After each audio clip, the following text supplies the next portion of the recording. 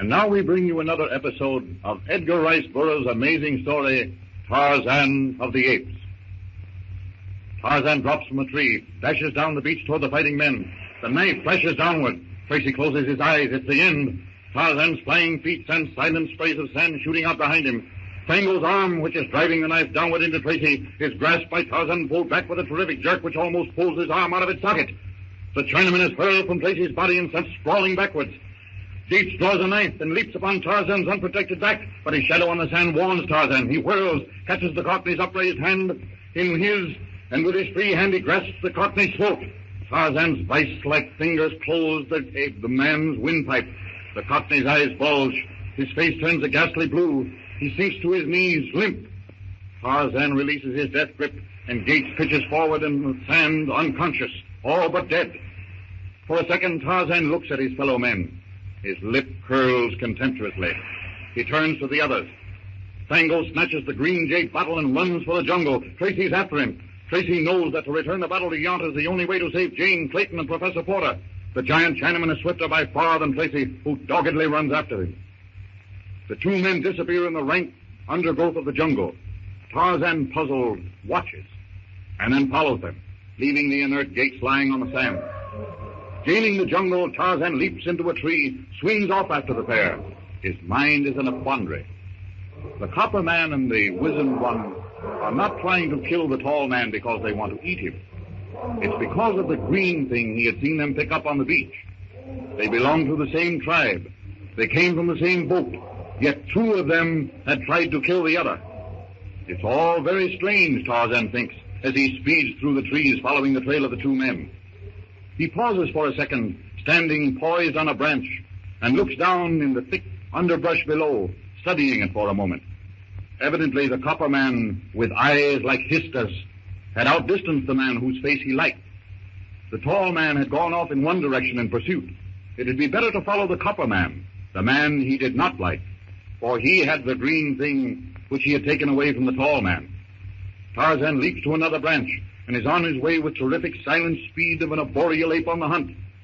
He comes upon the Chinaman pushing his way through the jungle. He is no longer running, but walking, seemingly a little uncertain of his course. The man is lost. With a suddenness which makes the Chinaman step backward with a cry, Tarzan drops down in front of him. An expression of terror crosses the Oriental's face. But he's no coward. He stands his ground, waiting. The Chinaman is nearly as tall as Tarzan. He's a brute of a man, heavy-muscled, agile. The copper man appraises the bronze giant who stands observing him so curiously.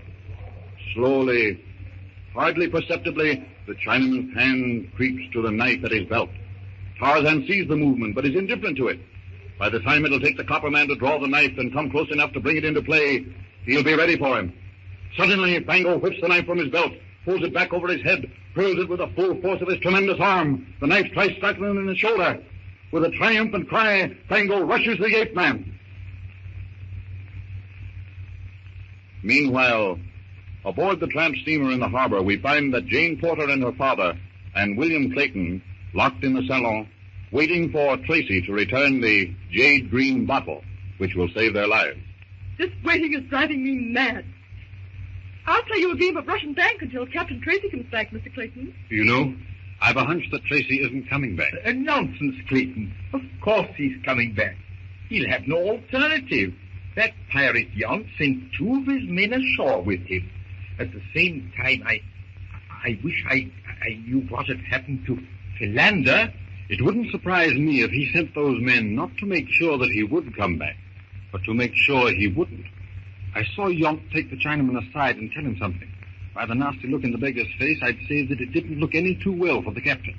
As to Philander, he can't be any worse off than we are. You're right. Our own position is none too safe. In fact, it might almost be classed as hazardous. Oh, I hardly think Yount would dare do away with us. If Captain Tracy finds the chart, we'll probably lose the treasure, if there is a treasure, and then be set ashore in some strange port to make our way back as best we can. Yount would dare anything. With any of us alive, he's in constant danger.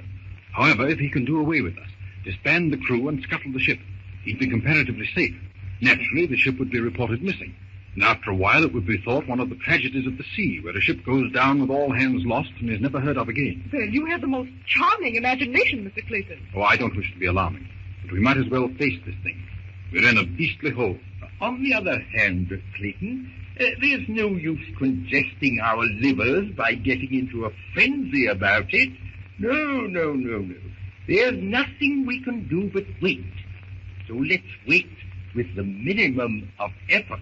If there were only some way we could barricade ourselves and at least hold them off for a bit. By Jove! What? As long as the ship is at anchor, no one is likely to go near the steering gear. Well? And it's on the deck below this, a filthy hole. It has a watertight compartment door. It's the last place they would look for us in, and even if they did find us, they'd have the Dickens' own time getting into us. Well, the only trouble with your idea, Mr. Clayton, seems to lie in getting there. And that I don't think is so very difficult. I've been watching our guard. He's a big Negro, a mute. And being a mute, he can't raise an outcry. But this door is locked. We can't... One good jar would burst it open. We'll both throw our weight against it. Once outside, you and Jane make for the steering gear. I'll take care of the Negro. All right. Let's try it. Right. Both together. Now! Run now! I'll get the guard. The sound of the door being burst open carries faintly to the captain's cabin, where Yount is sitting with his right-hand man sniped. What was that? I didn't hear nothing, Chief. I thought I heard something.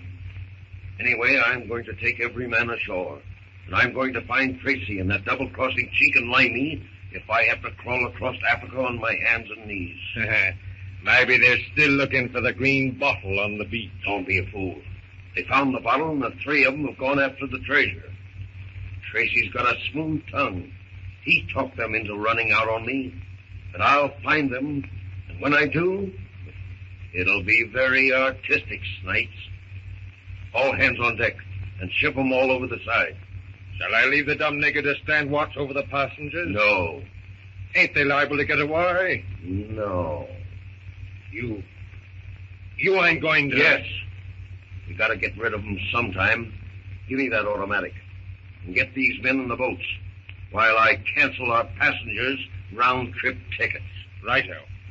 I'll send one of the boats back after you as soon as... This way, Porter. What was that?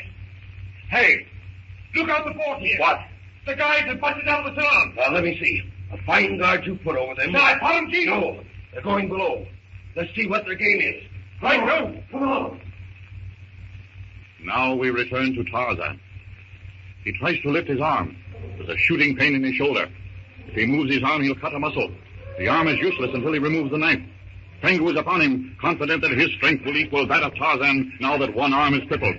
Fango snatches up a dead branch, swinging the club around his head, bears down upon Tarzan. Tarzan stands motionless, waiting. Fango wheels the club high, brings it down with tremendous force. With a speed greater than any boxer's, Tarzan sidesteps. The club barely misses him.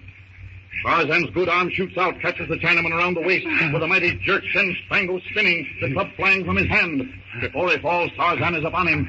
Running low like a football player, Tarzan strikes Fango with his good leg just above the knees. Chinaman falls over Tarzan's back. At the same time, Tarzan stands up, grabbing the Chinaman's foot. Fango hangs over Tarzan's shoulder like a sack of meal, holding the Chinaman's ankle in an armed grasp. Tarzan starts to revolve. Faster, faster. Fango swings out wide in an arc. Tarzan, with superhuman strength, clings to his ankle as he turns faster, faster. Tarzan is swinging Fango around with a hand as an athlete will swing a hammer. Leaning back farther and farther, turning faster and faster. Suddenly, Tarzan lets go. Fango flies through the air with a flash of fire. Fango crumbles at the base of the tree, stunned. He struggles to his feet, wavers. There's fear in his eyes. Fear for this man whose strength is that of the great apes. Tarzan is upon him before he can run. Fango picks up a huge rock, raises it high over his head with both hands, and hurls it at Tarzan. The rock flies directly at Tarzan's head. Tarzan ducks. It misses him by a fraction of an inch. On Tarzan comes. Fango turns to run. It's too late. The ape-man's charging body strikes him, drives him against a small tree. Tarzan's good arm wraps about the Chinaman in the tree. The great muscles in his arm tense. Slowly, as he crushes the murderous, writhing Fango against the tree. The great muscles in Tarzan's neck, shoulder, and arm knot and swell as he exerts his terrific strength. Tarzan releases his hold. The Chinaman slumps to the ground. Tarzan gives no further attention to the dead man. Slowly, carefully, he removes the knife sticking from his shoulder. The pain makes his jaw muscles bulge. The knife comes out easily, and to his surprise, he can now move his arm. The wound is minor but painful. Tarzan selects leaves from a nearby shrub, and with them treats the open wound. He turns his attention to the dead Chinaman, searches him until he finds the green bottle, and starts with never a backward glance at his victim to seek the tall man to whom the bottle belongs. Swinging with easy grace and miraculous speed, Tarzan comes upon Captain Tracy, hopelessly lost in the maze of undergrowth. A slight movement in the tall grass behind Tracy catches Tarzan's eye. A tawny shadow. Numa, the lion, crouched for a spring.